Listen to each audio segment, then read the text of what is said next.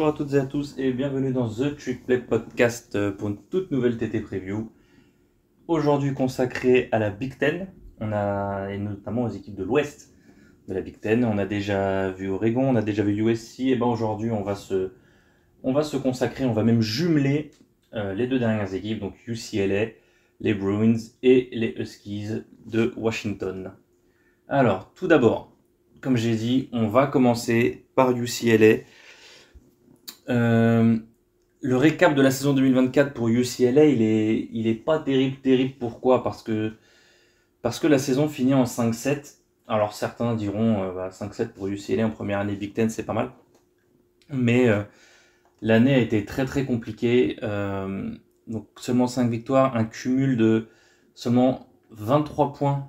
Sur les 5 victoires, c'est 23 points cumulés d'avance. Aucune victoire par plus d'un TD. Une série de 5 défaites avant même la première victoire en Big Ten. Donc c'était une année fort compliquée pour les Bruins. Première victoire donc du coup en Big Ten à Rutgers, qui annonce un léger mieux puisqu'ils ont suivi cette victoire par deux autres succès à Nebraska et contre Iowa, qui sont quand même deux meilleures équipes que Rutgers. Mais donc on se disait que ça allait être pas mal et qu'ils allaient pouvoir accrocher une bowl eligibility. Et bowl eligibility qu'ils ont totalement perdu dans les 2 semaines suivantes, en rencontrant leurs rivaux de l'Ouest, en perdant à Washington et contre USC. Donc saison en 5-7, 3-6 en Big Ten. Donc fort compliqué pour cette première saison dans une nouvelle conférence. On va voir ce que donne le calendrier de 2025 en ce qui nous concerne pour cette nouvelle saison. Déjà, 6 matchs à domicile, 6 matchs à l'extérieur sur un calendrier de 12 matchs, mais 4 domiciles, 5 extérieurs en Big Ten. Donc il y a forcément, sur un calendrier de conf à 9 matchs, il y a forcément soit le domicile ou l'extérieur qui a plus de matchs. Et là, malheureusement pour UCLA, c'est plus de matchs à l'extérieur en conférence cette année. Avec notamment 2 gros déplacements chez 2 équipes classées. À noter que j'en avais parlé pour la preview de USC. UCLA fait aussi partie de ces 10 programmes de FBS à n'avoir aucun match contre une équipe de FCS dans son calendrier. Calendrier donc du coup qui se compose donc d'une réception de Utah en opening, puis d'un déplacement dans le Nevada pour y affronter UNLV, réception de New Mexico, bye week avant de commencer le calendrier complet de Big Ten avec un déplacement à Northwestern, puis réception du numéro 3 Penn State, déplacement à Michigan, réception de Maryland, déplacement chez le numéro 19 Indiana, puis une bye week en dernière semaine d'octobre avant un mois de novembre totalement dantesque avec réception de Nebraska, déplacement chez le numéro 2 Ohio State, réception de Washington et déplacement de l'autre côté de Los Angeles pour y affronter USC. Donc c'est une alternance parfaite entre match à domicile, match à l'extérieur.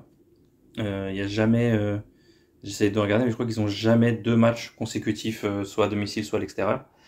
Mais voilà, c'est un calendrier qui est somme toute quand même compliqué. Ils ont, je crois qu'il n'y a pas Michigan du coup, mais ils ont quand même Penn State, Indiana et Ohio State qui sont classés dans leur calendrier. Ils ont Utah qui n'est pas classé en opening, mais voilà, on connaît Utah. Ils ont Washington, ils ont USC, donc qui ne sont pas classés non plus, mais bon, c'est quand même une un gros calendrier que va devoir traverser UCLA en 2025.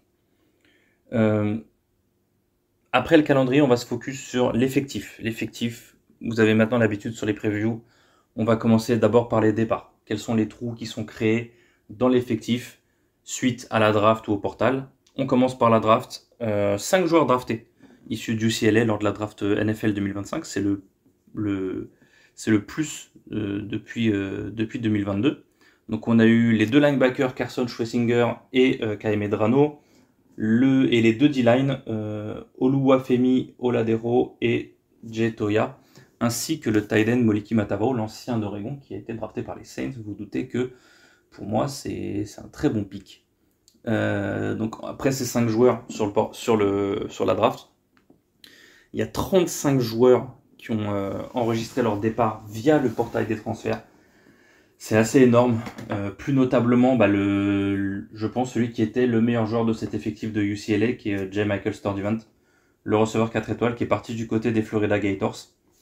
Et si on parle un peu par poste, les postes les plus impactés sont quand même les postes de DB, où je regroupe corner et safety dans DB. Donc il y a 7 DB qui sont partis sur le portal, 5 QB, 5 O-line, 5 D-line et 5 spécialistes, avec en plus 4 running backs. Donc c'est quand même les postes qui ont le plus été touchés par cette hécatombe de joueurs qui transfèrent.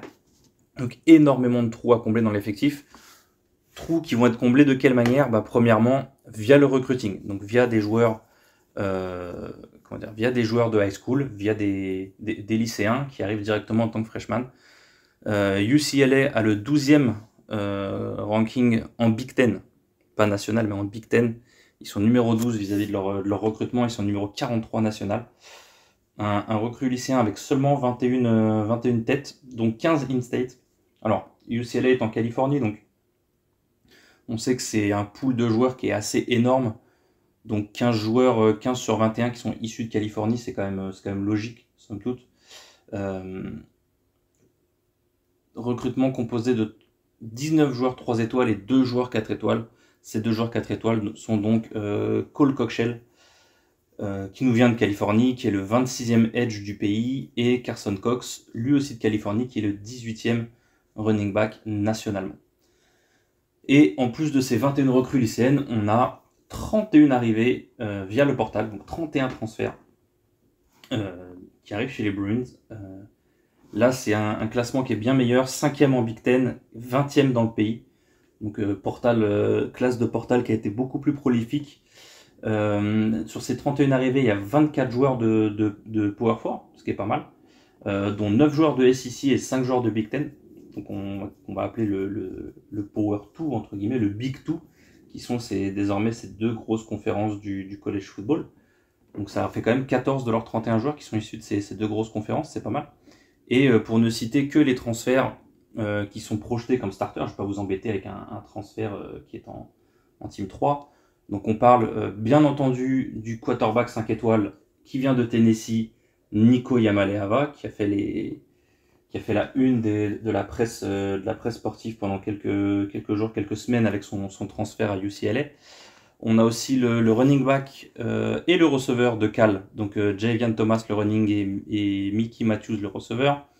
2 O-line, Courtland Ford de Kentucky et Julian Armella de Florida State.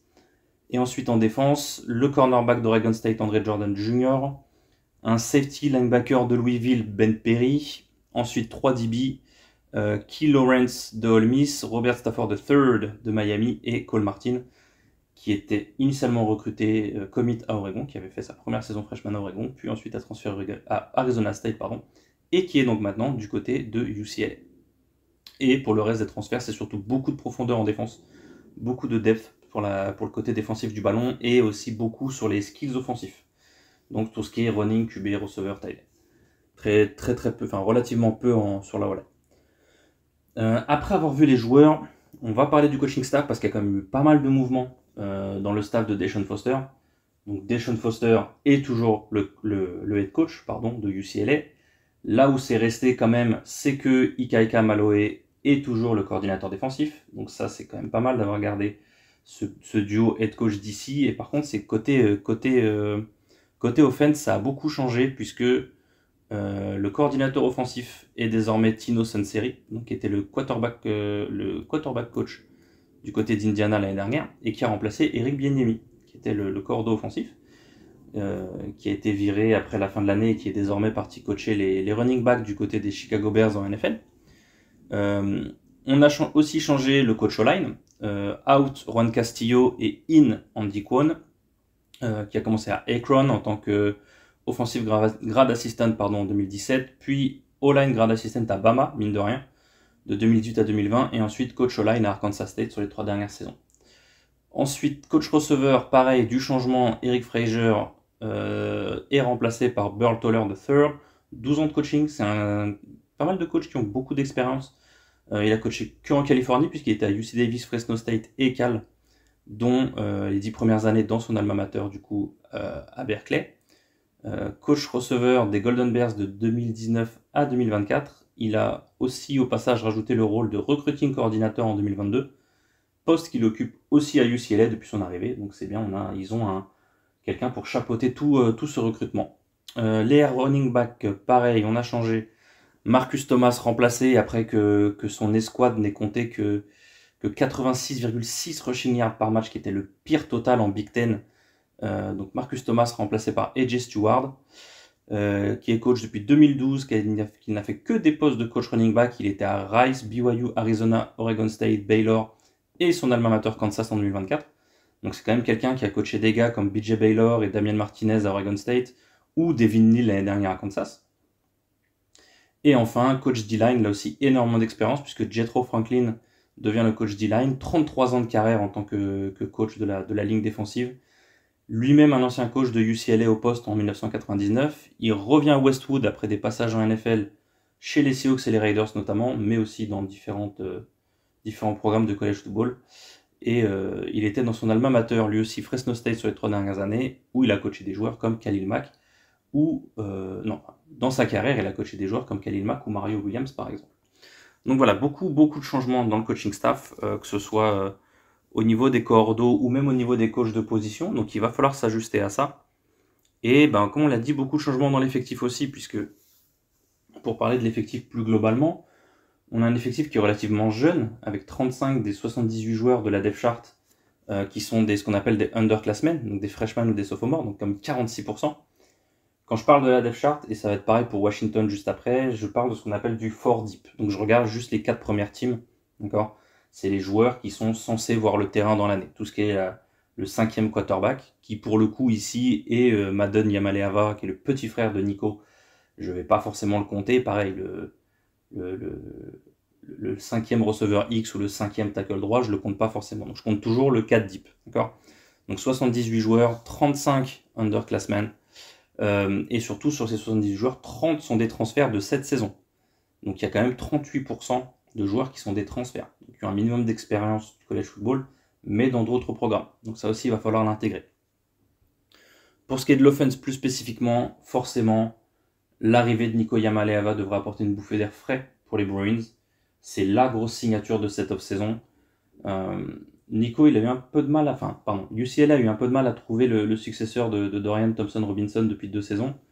Ni Dante Moore, qui est parti à Oregon la saison dernière, ni Ethan Garbers n'ont vraiment convaincu au poste.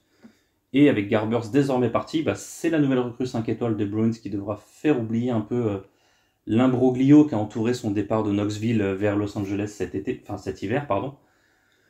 Donc il va falloir que que Nico fasse oublier le hors terrain et qu'on refocus un peu tout ça sur ce qui se passe sur le terrain.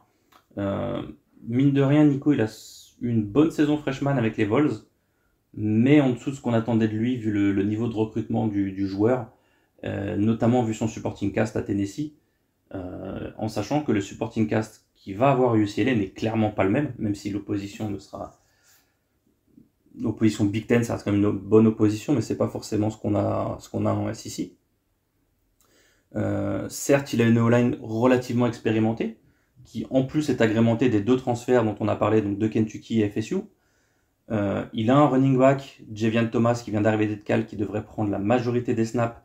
Lui qui a quand même fini la saison 2024 avec des meilleurs stats que Jaden Ott du côté de Berkeley, donc c'est quand même une recrue de poids là aussi. En revanche, le corps de receveurs manque cruellement d'expérience. Le trio de starters cumule à peine.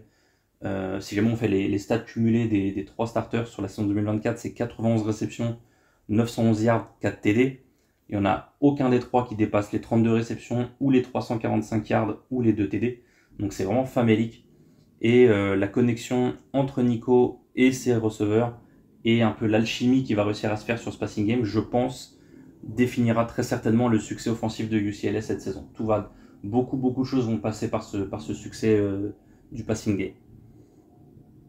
Défensivement, c'est une squad qui est assez expérimentée que pourrait aligner le coach Maloé. La moitié des starters sont des seniors. Un front 4 qui a quand même perdu 4 draft picks, dont les 3 leading tacklers de 2024, mine de rien, mais qui n'a pas eu besoin d'aller chercher sur le portal pour les remplacer. Donc bonne stabilité à ce niveau-là. C'est des joueurs qui étaient déjà là l'année dernière qui vont prendre la place dans le starting 11. D'accord ? En revanche, énorme turnover dans le backfield défensif. Sur les DB, un véritable chassé-croisé très impressionnant entre les départs et les arrivées via le portal. presque 80% du 2 deep chez les DB sont des nouveaux arrivants, que ce soit des transferts ou des freshmen. Quand je dis le 2 deep, voilà, c'est team 1, team 2.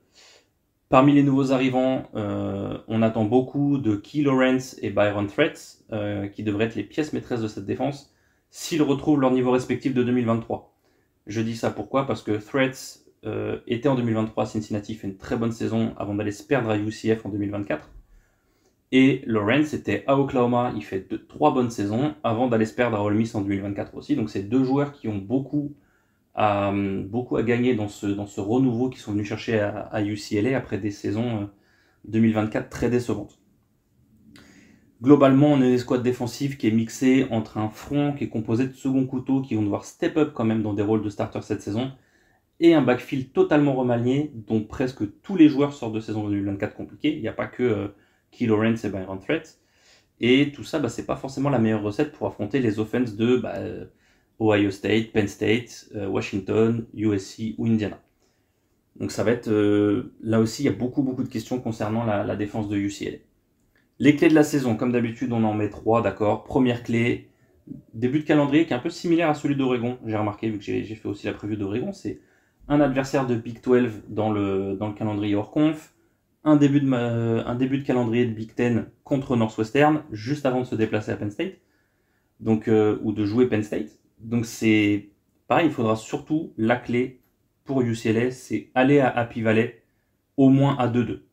C'est-à-dire il faudra aller jouer Penn State avec 2-2. Pardon, ils sont pas à Happy Valley, ils seront à domicile, donc ce sera à domicile. Donc avant de recevoir Penn State, il faudra au moins prendre 2 victoires contre Utah, UNLV, New Mexico, Northwestern. Surtout ce stretch là, le UNLV, New Mexico, Northwestern, il faut prendre 2 matchs là-dessus et il faut arriver avec le maximum de confiance contre Penn State, puisqu'ensuite le calendrier se durcit très fortement, et notamment, comme j'en ai parlé tout à l'heure, le mois de novembre post-bye numéro 2 qui sera absolument dantesque, avec du coup Nebraska, Ohio State, UW et USC. Deuxième point important, Nico, tout simplement. Nico Iamaleava. Il y a énormément de choses, toute la hype autour de cette équipe, toute l'alchimie qui va se faire sur le terrain. Il y a énormément de choses qui vont passer autour de lui. C'est le seul 5 étoiles du roster. C'est lui qui peut remettre UCLA sur la map du college football. Vu le reste de l'effectif, je pense pas qu'il puisse y arriver sans un Nico qui fait même mieux que ce qu'il a fait l'année dernière. Il va falloir qu'il prenne des responsabilités. Il ne pourra pas se cacher derrière un Dylan Sampson comme il l'a fait forcément pendant certains matchs en SEC. Donc voilà, il va falloir qu'il prenne les choses à son compte et qu'il aille chercher quelques victoires. Maintenant, dernier point, c'est une année de transition pour UCLA, on va pas se mentir. Ils n'ont pas vraiment besoin d'aller chercher du résultat de suite, mais il faut qu'ils construisent quelque chose de viable et de solide autour de Nico Iamaleava. La bowl eligibility, elle sera compliquée à aller chercher parce que 6 victoires avec ce calendrier, c'est chaud. Excusez-moi.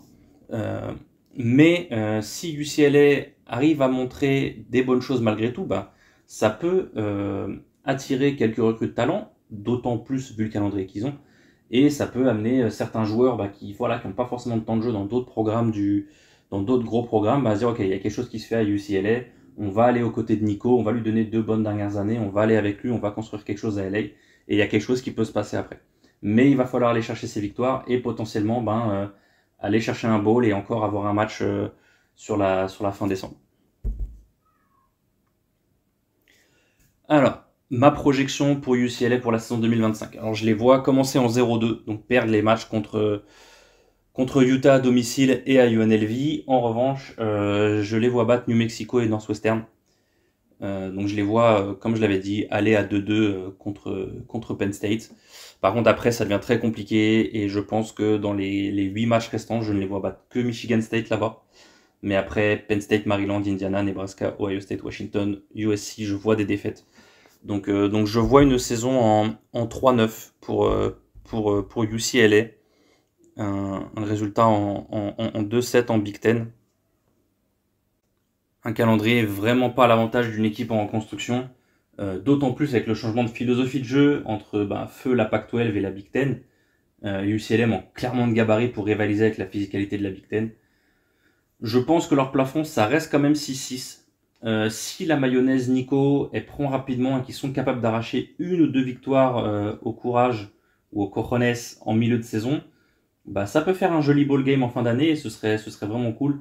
Mais selon moi, ça reste compliqué. Voilà, je pense qu'on est dans cette marge entre le 3-9 et le 6-6. Et après UCLA, les Brains, on va parler de l'autre équipe de l'Ouest qui nous concerne. On va remonter un peu la côte Pacifique et on va aller du côté de la frontière canadienne là-haut, du côté de Seattle et de Montlake, pour parler de UW, de Washington, les Huskies, mes meilleurs ennemis. Et on va commencer par leur récap de cette saison de leur saison 2024. Bilan en 6-7, bilan négatif du coup avec leur défaite en ball game, 4-5 en Big Ten. Alors c'est relativement simple.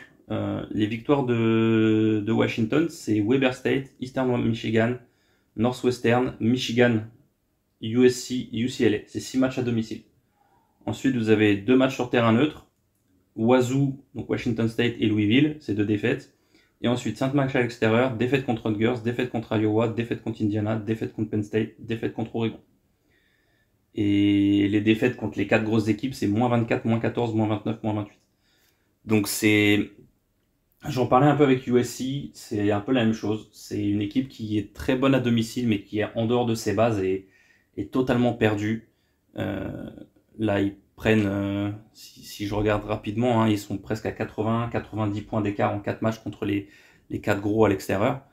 Donc c'est assez problématique. Certes, ils ont une série en cours de 22 matchs consécutifs, 22 victoires consécutives au Husky Stadium. Mais voilà, il va falloir à un moment être capable d'aller gagner en dehors de ses bases. Et avec une disparité home-away aussi criante au niveau des résultats, le calendrier 2025 est d'autant plus important. Et ils ont un calendrier avec 7 matchs à domicile, 5 à l'extérieur. C'est pas mal pour eux, dont, à l'inverse de UCLA, 5 à domicile, 4 à l'extérieur en Big Ten. Donc ils ont ce petit avantage en leur faveur. Et qui risque d'être crucial pour UW, en sachant qu'ils reçoivent quand même 4 adversaires classés et qu'ils ont 3 de ces matchs contre des équipes classées à domicile, Ohio State, Illinois et Oregon. Donc leur calendrier, c'est quoi? C'est Colorado State, UC Davis en ouverture, puis bye week. Ensuite, déplacement à Wazoo pour la Apple Cup, réception d'Ohio State numéro 2 du pays, déplacement à Maryland, réception de Rutgers, déplacement chez le numéro 14 Michigan, réception du numéro 12 Illinois, bye week et ensuite un mois de novembre avec un déplacement à Wisconsin, réception de Purdue, déplacement à UCLA dont on a parlé juste avant et réception pour la Rivalry Week du numéro 7 Oregon.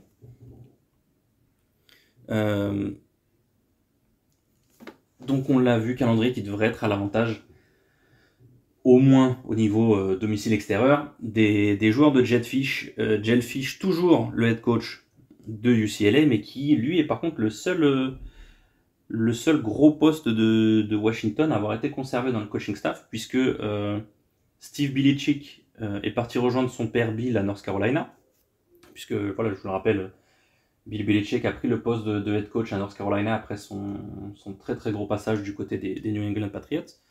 Belichick remplacé au poste de coordinateur défensif par Ryan Walters, qui était défensif coordinateur de Mizzou en 2019, de Illinois entre 2020 et 2022, avec des joueurs comme Kirby Joseph, Devon Witherspoon ou Sidney Brown, avant de prendre le head coaching job de Purdue lors des 2 dernières saisons.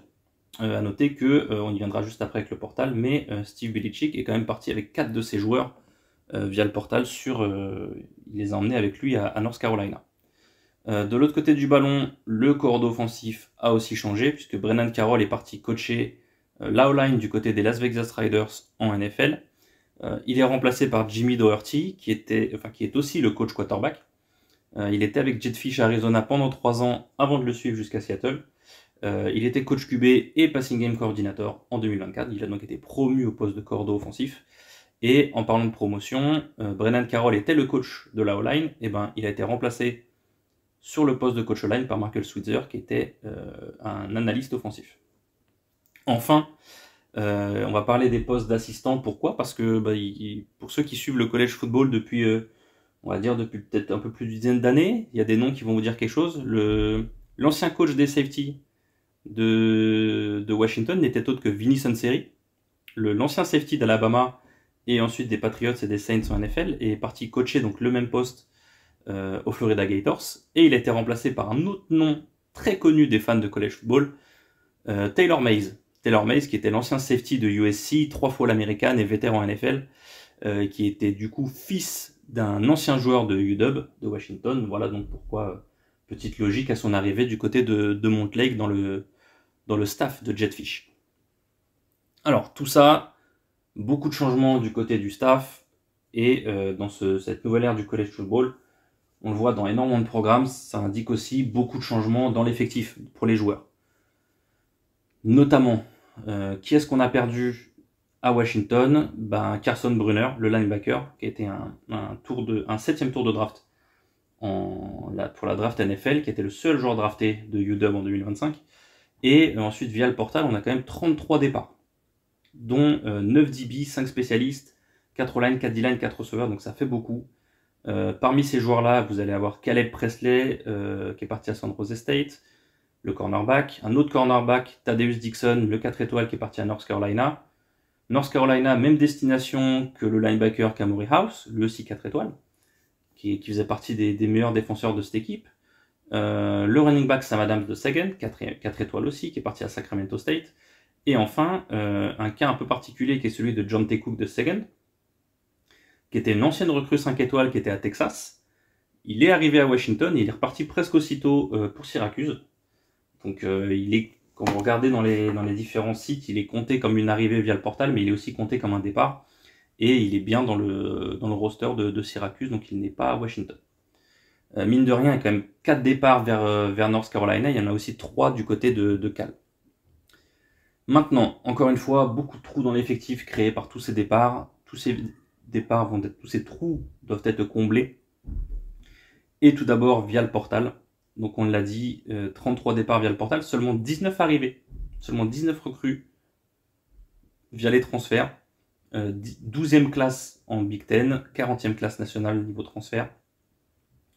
Une seule recrue de SEC, 4 de Big Ten, 6 du reste du Power 4, dont 3 d'Arizona, 4 du groupe of 5, pardon, et même 3 de FCS. C'est rare de voir des gros programmes comme ça du Big 2, d'aller chercher autant de joueurs FCS, mais c'est un peu la galère niveau recrutement pour Washington en ce moment.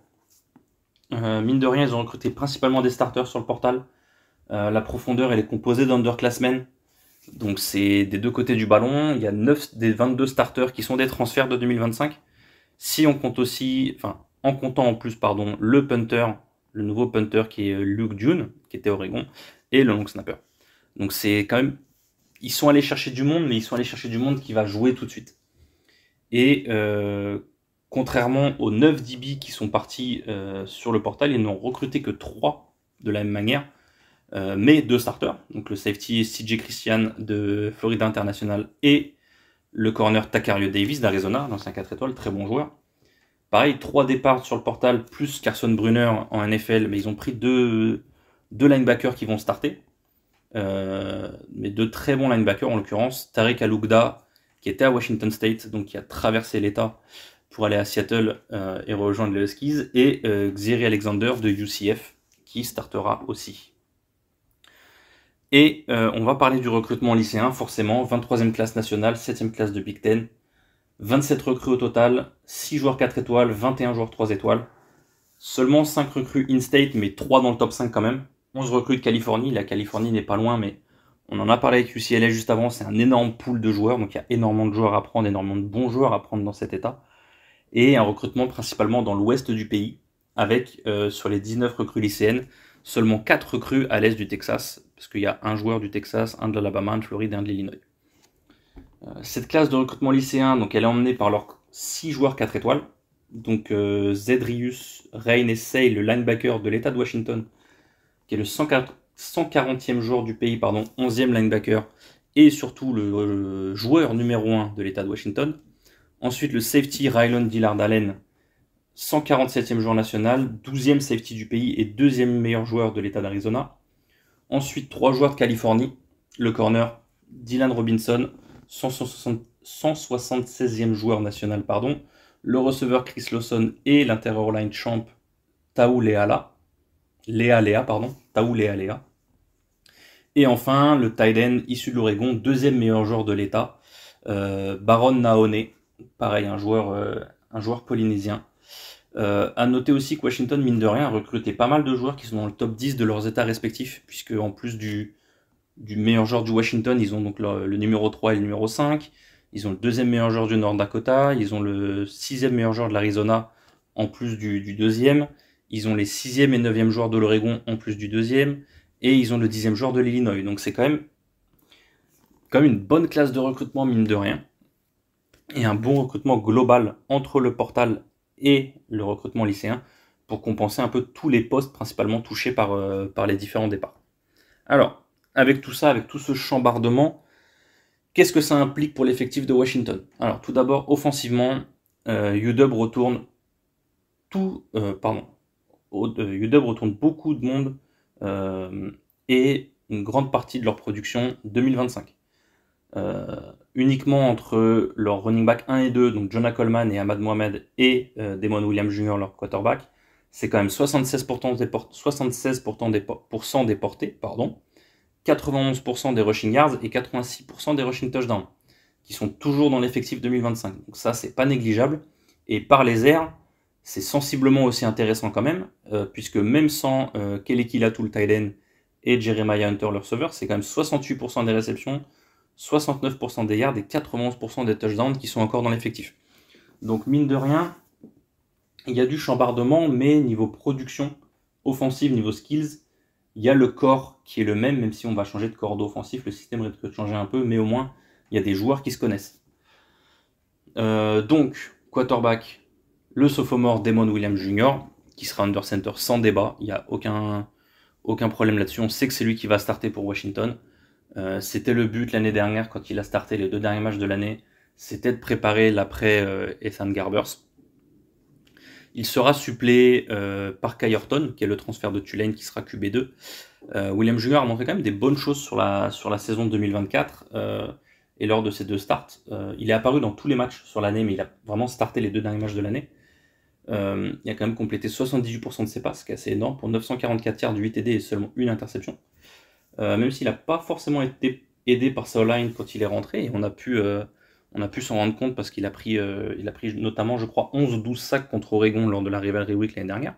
Mais ça reste quand même un très bon prospect, assez précis, mais surtout ultra athlétique, qui peut faire énormément de différence avec ses jambes. Donc il va falloir le suivre, un peu à l'image d'un Aiden Childs par exemple avec Michigan State, même si Childs est beaucoup moins mobile. Mais ça fait partie de ces jeunes QB de Big Ten, un peu under the radar qu'il va falloir suivre. Ensuite, dans le backfield, Williams sera bien entendu de nouveau épaulé par Jonah Coleman, l'ancien running back d'Arizona, qui a passé les milliards des 10 TD la saison dernière. Il sera toujours là, il n'y a pas de problème, ça sera une aide assez importante dans le backfield. Ensuite, on a un duo de receveurs qui est assez intéressant, avec le retour de Denzel Boston et le transfert du receveur de Penn State, Omari Evans. C'est vraiment très très dommage que John T. Cook ne soit pas resté, parce que ça aurait donné un sacré trio explosif pour mener cette attaque aérienne. Du coup, on va quand même avoir Kevin Green Jr. qui va prendre la place dans le slot, lui aussi un ancien d'Arizona, qui a manqué toute la saison 2024 à cause de blessures, mais ce sera lui qui assurera la place dans le slot. Par contre, en dehors de ces 3 joueurs, et encore quand je dis 3 joueurs, je pourrais dire 2, parce que Green Jr. n'a jamais vraiment prouvé, que ce soit sur le terrain ou statistiquement même, qu'il pouvait tenir ce rôle de manière permanente. La quasi-totalité de la profondeur de UW, c'est des freshmen. Et il n'y a que Rashid Williams, le sophomore, qui a réussi à gratter une saison 2024 à 11 catches, 138 yards et 1 TD l'année dernière, qui sort un peu du lot. Sinon, la moindre blessure, la moindre baisse de performance derrière, c'est très très très léger, très inexpérimenté, pardon.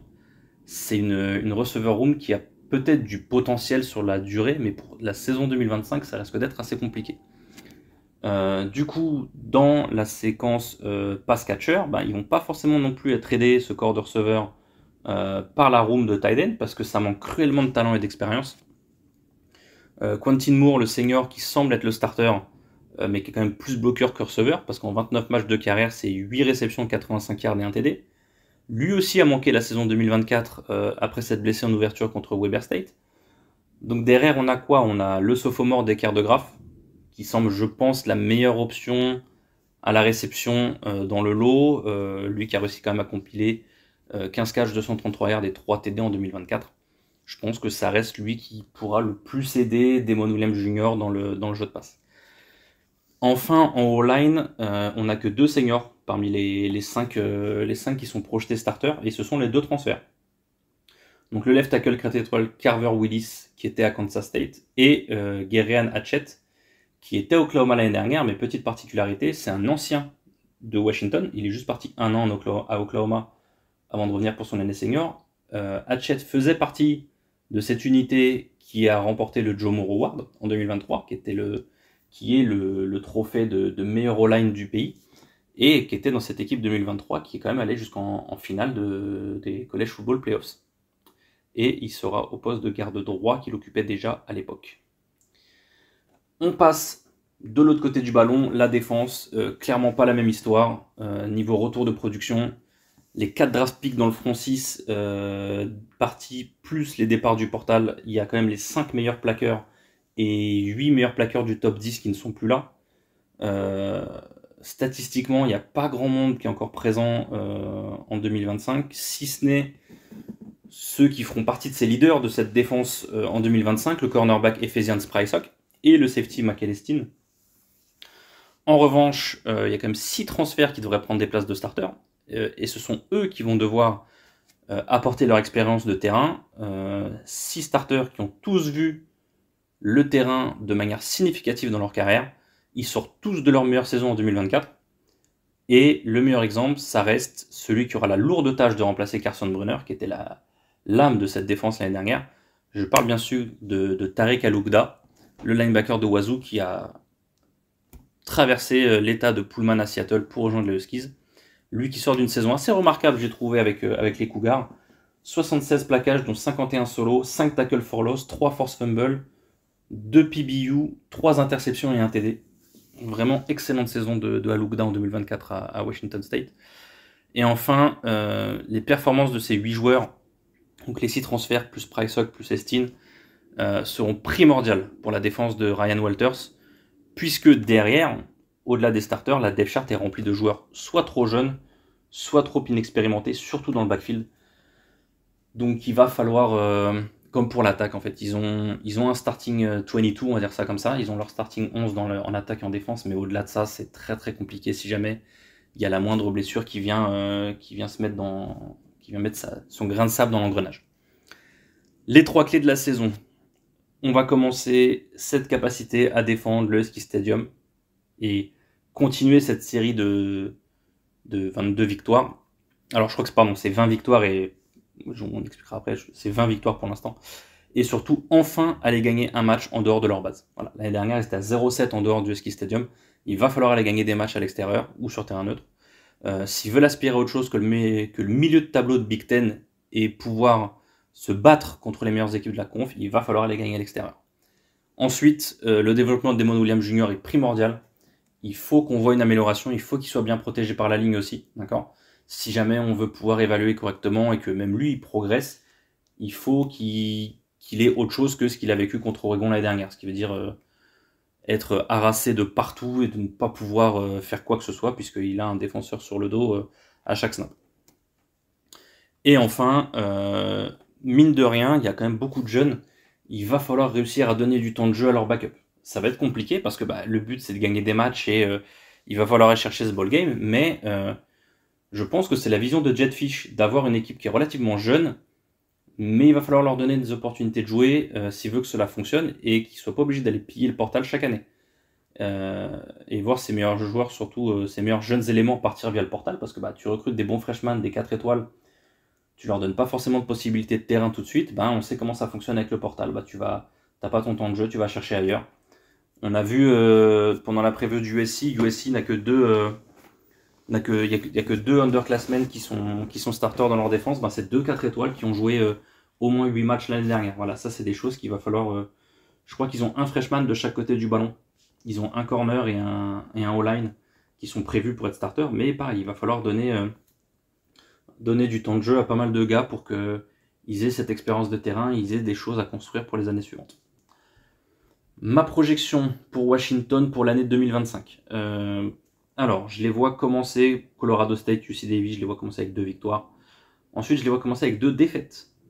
Après la bye week, à Washington State pour la Apple Cup et naturellement contre Ohio State, numéro 2 du pays. C'est pour ça que je disais que la série de victoires à domicile s'arrêtera à 22. Ils sont à 20 actuellement, je les vois gagner Colorado State, UC Davis à domicile, monter à 22 la série et casser cette série contre Ohio State. Ensuite, double victoire à Maryland et contre Rutgers. Ensuite, défaite à Michigan. Encore une fois, incapable de gagner à l'extérieur et tu vas jouer une équipe classée comme Michigan dans leur stade, ça risque d'être très compliqué. Je les vois quand même battre Illinois, numéro 12 à domicile. Parce que je suis pas si haut que ça sur Illinois. Je sais qu'ils sont ils sont gradés tellement haut cette saison, numéro 12.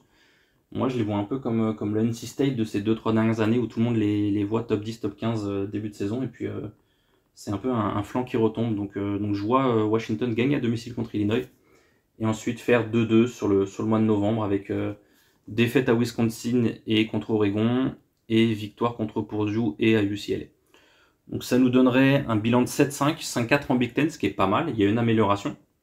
Il y aura un ball game, forcément, pour une 4e année consécutive, mais sans vraiment aller chercher plus. Voilà, c'est. Je pense que il y a des montagnes qui sont trop hautes à gravir encore pour cette équipe, mais c'est de l'expérience qu'il faut qu'ils prennent. Il faut qu'ils aient l'expérience de ces grands matchs-là. Mais voilà, je les vois pas. Je pense que leur ceiling, si un peu comme je disais avec Nico Yamaleava, si tu peux peut-être aller chercher 2 victoires en plus. Si Oregon ça prend pas si bien que ça, la fin de l'année à domicile, tu peux peut-être aller gratter une victoire. Peut-être contre Michigan s'ils sont un peu sur la même dynamique que l'année dernière. La Apple Cup, moi j'ai mis une défaite contre UW, mais contre Wazoo pardon, mais il y a largement moyen de gagner. Moi j'avais plus vu un upset de Washington State là-dessus, donc il y a quand même moyen d'aller chercher peut-être 8 voire 9 victoires. Mais je pense que ça fera quand même trop juste pour aller chercher une finale de Big Ten, ce sera trop juste pour aller chercher des playoffs. Et je pense que là n'est pas forcément le but de cette saison. Un QB qui est sophomore, comme UCLA avec Yamaleava d'ailleurs. Un QB qui est sophomore, le but là c'est de l'entourer au maximum, de lui donner les meilleures opportunités pour se développer et pour ensuite faire les 2 meilleures saisons possibles pour ses années junior et senior. Voilà, donc on a abordé les 2 dernières équipes de la côte ouest. On a fini avec ces 4 équipes de l'ouest de la Big Ten. Merci de nous avoir suivis aujourd'hui pour ce double épisode. Restez connectés parce qu'on a quand même tout le reste des previews qui arrivent sur la SEC, sur les autres grosses équipes, sur le Group of 5 et sur le reste de la Big Ten. Merci de m'avoir écouté. À une prochaine fois. Merci tout le monde. Ciao, ciao.